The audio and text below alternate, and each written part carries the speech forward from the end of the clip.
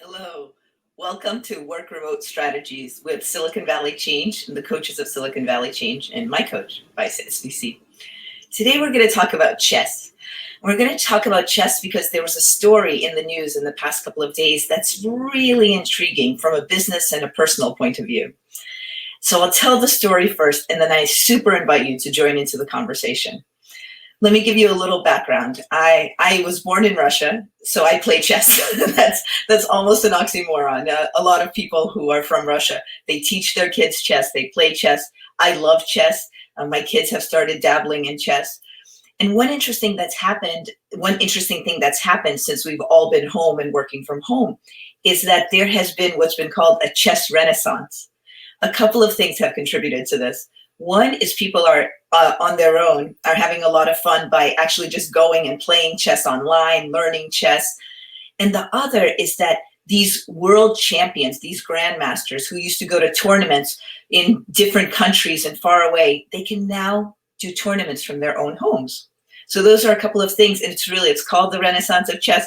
I get kind of into it. It's really fun to watch, when you are watching a sport and the sportscasting, the people who are speaking at the same time as the chess game, it's very engaging. I'm telling you, we have spent whole Saturdays just watching game after game. And they're fast games. I don't remember, but they're about 10, 15, 20-minute games. They're blitz. So that's been going on. Now, within that context, this situation happened that I want to tell you about. The world champion is Magnus Carlsen. Let me see if I can put just a shot of him on the screen so you can see him. All right, so the world champion is Magnus Carlsen. That's a picture of him with his eyes closed. I didn't mean to do that, but we're going to see a video. And he was in one of these competitions, these online competitions. And what's interesting is they film the person, they film literally the person who's playing so you can see their facial reactions, and they show you the board that they're playing on. So here's what happened. Here's the drama that happened and that I want to share with you. A couple of days ago, there was a tournament between Magnus Carlsen and his opponent, Liren. And they've competed before. They're both at a super high level. And here's what happened. When they were playing in a game, the game was at a point where it would most likely be a draw. And Ding's internet connection went down. So here they were playing. It's a timed game, two players against each other. And one of the players, the internet connection went down. As the internet connection went down, he ran out of time. So his time kept ticking. Even though he wasn't connected, he couldn't play. So that game, by the way, if you're not familiar with chess, if you win, you get 1 point. If you lose, you get 0 points. If you draw, if there's no winner, that's half and half.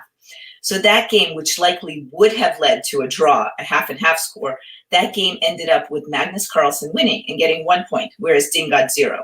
That happened because he really ran out of time. That's the rules of the game, despite this internet connection thing.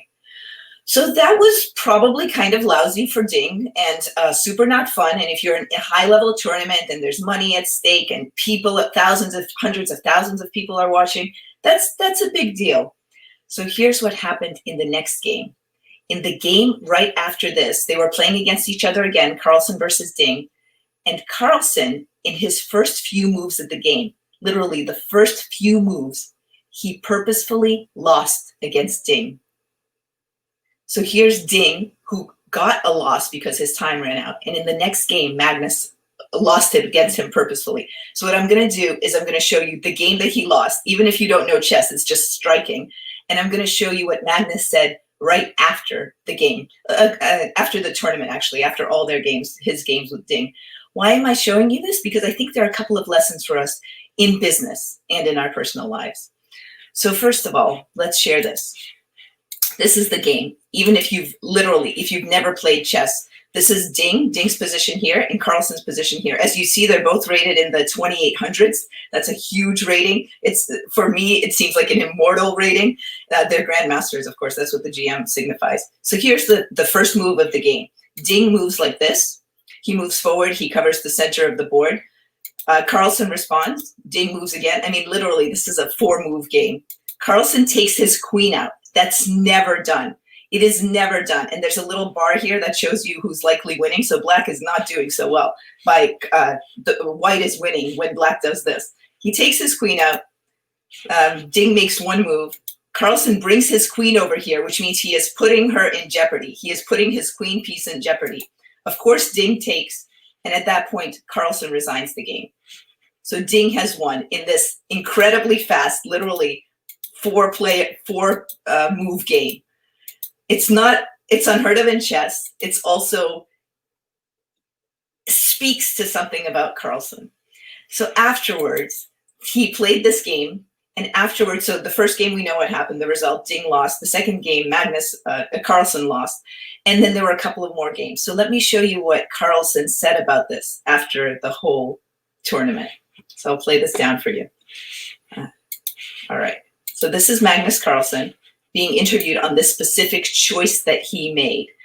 And I'm going to give you the punchline. The punchline is these two games acted like this, but then Carlsen did actually go on to win these games against Ding. So here's what he said about all this. Magnus, you certainly made everybody very proud of yourself by your sportsmanship in game 2. Obviously, Ding had difficulties in game 1, but suddenly made a draw. Then he's disconnected and he's forfeit. That's not the way you want to win. It's very unfortunate. When did you have it in your mind that, let's just equalize the score?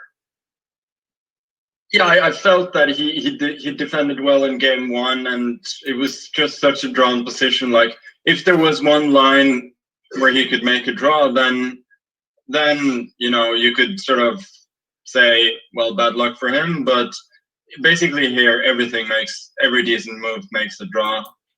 So I just want to point out what he just said.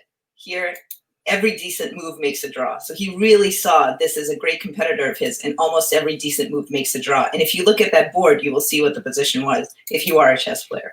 Let's keep listening. And I have immense respect for Ding as a chess player and as a human being. I love that. So here he is commenting about this, and what does he say? I have immense respect for Ding as a chess player and as a human being. And I thought against him this was the only correct way, and clearly I wanted to win on the board, and it's an. What does that mean? I wanted to win on the board. That's the difference, winning on the board, like actually winning the chess game versus winning by the clock, and by the clock running out, especially due to a bad internet connection. Carlsen wanted to win on the board. Fortunate that instead of the score being half, it's 1-1, but I still think at that time it was the proper solution, or not a solution, but the least of evils, and might have kicked myself if I'd lost one of these last 2 games. But so I also want to point out just how human he is here. I might have kicked myself afterwards if I'd lost these last games and if I hadn't won the whole thing. So what am I saying? I'm saying there was this really, really interesting event in chess in the past couple of days, and in response to the chess clock running out and not winning on the board, in the next game, Carlsen played against Ding with this, that he resigned after 4 moves because Ding had the queen. So having the queen, that's a ridiculous advantage. It's not even comparable. So here's an action that a sports person at the highest level, Magnus Carlsen, took recently. I am open to your thoughts and your opinions. I take this as an example of what is the right thing to do.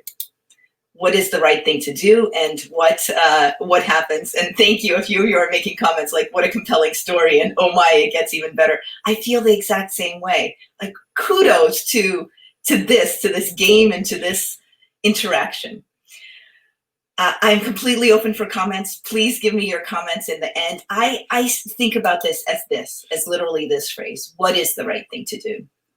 And I'll ask you 2 things that I usually ask at the end of our 20-minute daily live sessions, which is, what is your takeaway from this?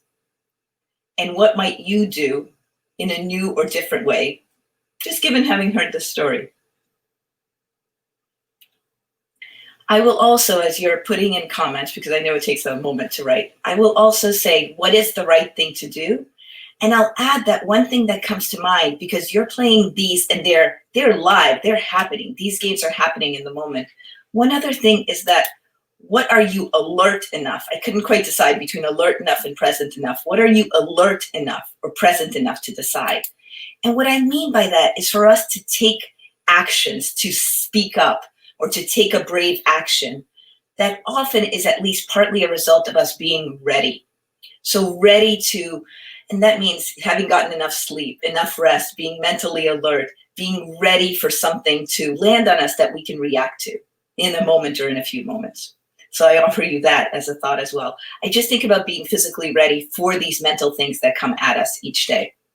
Okay, so let's see what you are all saying about things too. Oh, wonderful. You're saying that I agree. It's an amazing story. It's just hands down, like somebody made a decision in the moment.